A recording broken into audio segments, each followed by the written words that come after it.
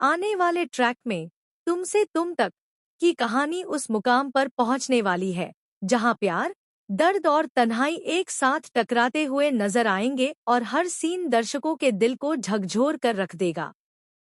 अब जो होने वाला है वह न सिर्फ अनु की जिंदगी बदल देगा बल्कि आर्यवर्धन के दिल में छुपे उस इंसान को भी सामने ले आएगा जिसने अब तक सिर्फ सहना सीखा था।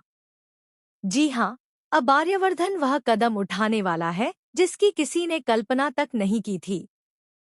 जिस आर्यवर्धन ने कभी अनु की एक मुस्कान के लिए पूरी दुनिया से लड़ जाने का हौसला रखा था, वही आर्यवर्धन अब अनु की सारी यादों को आग के हवाले करता हुआ दिखाई देगा। एक एक करके वह हर उस चीज को जलाता है जो कभी उनके रिश्ते की पहचान थी, वो तोहफे, वो चिट्ठियाँ, वो छोटी छोटी निशानियां और यहाँ तक कि वो जैस्मिन के फूलों के पौधे जिन्हें कभी अनु ने बड़े प्यार से उसे दिया था। यह सब कुछ वह अनु की आंखों के सामने करता है ताकि उसे यह एहसास हो जाए कि अब यह रिश्ता सिर्फ राख बन चुका है।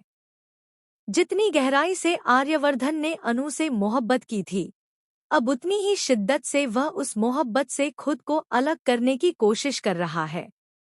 यह नफरत असल में नफरत नहीं, बल्कि उस अपमान और टूटे हुए भरोसे का परिणाम है जिसने आर्यवर्धन को अंदर से चूर चूर कर दिया है। इसी दर्द के बीच वह गोपाल जी से भी साफ शब्दों में कह देता है कि आज के बाद वह कभी उनके घर में कदम नहीं रखेगा और न ही कभी अनु की जिंदगी में दखल देने की कोशिश करेगा।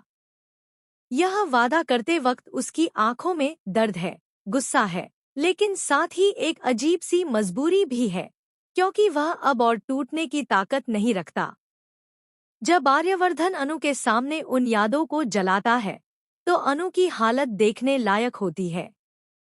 उसका दिल चाहता है कि वह किसी भी तरह आर्यवर्धन को रोक ले, उसकी आग में जलती हुई यादों को बचा ले, लेकिन हालात उसके हाथ से निकल चुके होते हैं। उसे एहसास होता है कि इतनी बेइज्जती और अपमान के बाद कोई भी इंसान चुप नहीं रह सकता और आर्यवर्धन भी आखिर इंसान ही है।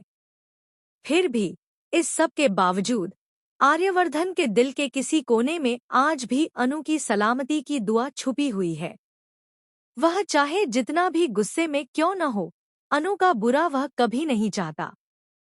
यही बात इस कहानी को और भी दर्दनाक और खूबसूरत बना देती है।